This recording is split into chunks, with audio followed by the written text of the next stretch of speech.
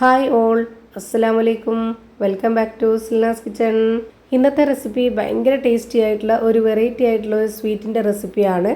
ഇത് നമുക്ക് ചൂടോട് കൂടിയോ തണുപ്പിച്ചോ എങ്ങനെ വേണമെങ്കിലും കുടിക്കാവുന്നതാണ്. അതുപോലെ തന്നെ നമ്മുടെ കുട്ടികൾക്കും വലിയവർക്കും എല്ലാം ഒരുപോലെ ഇഷ്ടമാവും.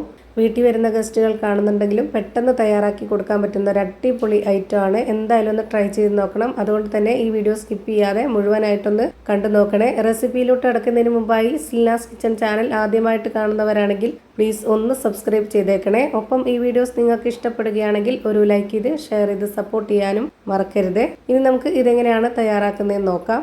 ഇതിനായി ആദ്യം തന്നെ ഒരു ബൗൾ എടുത്തിട്ട് അതിലേക്ക് 1 ടേബിൾ സ്പൂൺ അളവിൽ കസ്റ്റാർഡ് പൗഡർ ഇട്ട് കൊടുക്കുന്നുണ്ട്. എന്നിട്ട് അതിലേക്ക് ഒരു 1/4 കപ്പ് അളവിൽ പാൽ ഒഴിച്ചു കൊടുക്കുന്നുണ്ട്. നല്ല കട്ടിയായിട്ടുള്ള പാലാണ് ഒഴിച്ചു കൊടുക്കുന്നത്.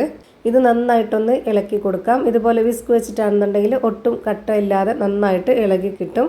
ഇപ്പോൾ ഞാനിവിടെ ഒട്ടും കട്ടയില്ലാതെ നന്നായിട്ട് ഇളക്കി എടുത്തിട്ടുണ്ട്. ഇനി അടുത്തതായിട്ട് ഒരു ബൗളിലേക്ക് 2 ടേബിൾ സ്പൂൺ അളവിലുള്ള കോൺഫ്ലവർ പൊടിയും 2-3 തുള്ളി വാനില എസൻസും കൂടെ ഇതിലേക്ക് ഒഴിച്ചു കൊടുക്കുന്നുണ്ട്. വാനില എസൻസ് ഇല്ലാന്നുണ്ടെങ്കിൽ ഏലക്കാപ്പൊടി ഇട്ട് കൊടുത്താലും മതി. ഇനി ഇതിലേക്ക് 1/2 കപ്പോളം പാൽപ്പൊടി ഇട്ട് കൊടുക്കുന്നുണ്ട്. എന്നിട്ട് ഇതിലേക്ക് ഒരു നുള്ള് ഉപ്പും കൂടെ ഇട്ട് കൊടുത്തതിന് ശേഷം ഞാനിവിടെ 1 ലിറ്റർ പാലെടുത്തിട്ടുണ്ട്. അതിൽ നിന്ന് പകുതി ഒഴിച്ചു കൊടുത്തിട്ട് ഇത് നല്ല പോലെ ഒന്ന് മിക്സാക്കി എടുക്കുന്നുണ്ട്. ഞാനിപ്പോൾ ഇത് ചെയ്തെടുക്കുമ്പോൾ ആകെ 1 ലിറ്റർ പാലാണ് എടുക്കുന്നത്. അപ്പോൾ അത് ഘട്ടം ഘട്ടമായിട്ടാണ് ഇതുപോലെ ഓരോ കാര്യത്തിന് വേണ്ടി എടുക്കുന്നത്.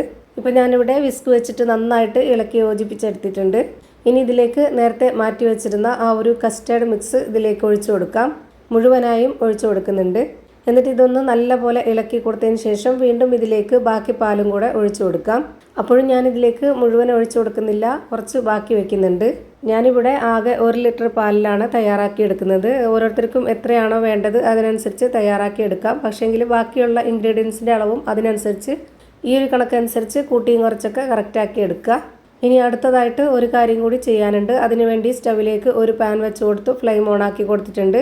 അതിലേക്ക് 1/2 കപ്പിന് 1/4 കപ്പ് അളവിൽ പഞ്ചസാര ഇട്ട് കൊടുക്കാം. എന്നിട്ടിത് കാരമലൈസ് ചെയ്ത് എടുക്കുകയാണ് ചെയ്യുന്നത്. ഹൈ ഫ്ലെയിമിലാണ് ഇട്ട് കൊടുത്തിട്ടുള്ളത്. ഇതുപോലെ നന്നായിട്ട് ഇളക്കി കൊടുക്കാം. എന്നിട്ട് നമുക്കിതിലേക്ക് കളർ ചേഞ്ച് ആയിട്ട് വരുന്ന ഈ ഒരു സമയത്ത്, അതായത് നന്നായിട്ട് കരിഞ്ഞു പോകരുത്, അതിന് മുന്നേ ആയിട്ടുള്ള ആ ഒരു കളറിൽ ഒരുപാട് ഡാർക്ക് കളർ ആവുന്നതിന് മുമ്പ് തന്നെ നമുക്കൊരു ലൈറ്റ് ബ്രൗൺ കളർ ആകുമ്പോൾ തന്നെ ഇതിലേക്ക് പാൽ ഒഴിച്ചു കൊടുക്കണം. ഞാനിപ്പോൾ നേരത്തെ എടുത്തിട്ടുള്ള ആ ഒരു പാലിൻ്റെ ബാക്കിയാണ് ഒഴിച്ചു കൊടുക്കുന്നത്. ഇപ്പോൾ ഇത് മുഴുവനും ഒഴിച്ചു കൊടുത്തിട്ടുണ്ട്. ഇപ്പോൾ ആകെ അതിലേക്ക് വേണ്ടി വന്നിട്ടുള്ളത് 1 ലിറ്റർ പാലാണ്. ഇനി ഫ്ലെയിം കൂട്ടി വെച്ചുകൊണ്ട് തന്നെ ഇത് നന്നായിട്ടൊന്ന് അലിയിപ്പിച്ചെടുക്കാം. ആദ്യം ഇത് കടായിലൊന്ന് ഒട്ടിപ്പിടിച്ചിരിക്കും, അത് കുഴപ്പമില്ല. ഇച്ചിരി ഒന്ന് നന്നായിട്ട് ചൂടായിട്ട് വരുമ്പോൾ ഇത് ഇളകി നല്ലപോലെ അലിഞ്ഞു വരും. ഇപ്പോൾ നന്നായിട്ട് അലിഞ്ഞു വന്ന് പാലൊക്കെ നന്നായിട്ട് തിളച്ച് വന്നിട്ടുണ്ട്. ഇനി നമുക്ക് നേരത്തെ റെഡിയാക്കി വെച്ചിട്ടുള്ള ആ ഒരു മിക്സ് മുഴുവനായിട്ടും ഇതിലേക്ക് ഒഴിച്ചു കൊടുക്കാം. ഇനി ഇത് നല്ലപോലെ ഇളക്കി കൊടുത്ത ശേഷം ഫ്ലെയിം കൂട്ടിയും കുറച്ചും നന്നായിട്ട് ഒരു ക്രീമി പരുവത്തിലാക്കി എടുക്കണം. നമുക്ക് ഏത് പരുവത്തിലാണോ ഇത് കിട്ടേണ്ടത് ആ ഒരു പരുവം വരേക്കും ഇതുപോലെ കൈവിടാതെ നന്നായിട്ട് ഇളക്കി കൊടുത്തുകൊണ്ടേ ഇരിക്കണം. അല്ലാന്നുണ്ടെങ്കിൽ കോൺഫ്ലവറിലോണ്ട് അടുക്കി പിടിക്കാൻ സാധ്യതയുണ്ട്. ഇപ്പോൾ ഇതൊരു ക്രീമി ടെക്സ്ചറിലേക്ക് വന്നിട്ടുണ്ട്. ഇനി നമുക്കിതിലേക്ക് നേന്ത്രപ്പഴം കട്ട് ചെയ്തത് ഇട്ട് കൊടുക്കാം. ഞാനിവിടെ 1.5 നേന്ത്രപ്പഴം ഇതുപോലെ നൈസായിട്ട് വട്ടത്തിൽ കട്ട് ചെയ്ത് ഇട്ട് കൊടുത്തിട്ടുണ്ട്.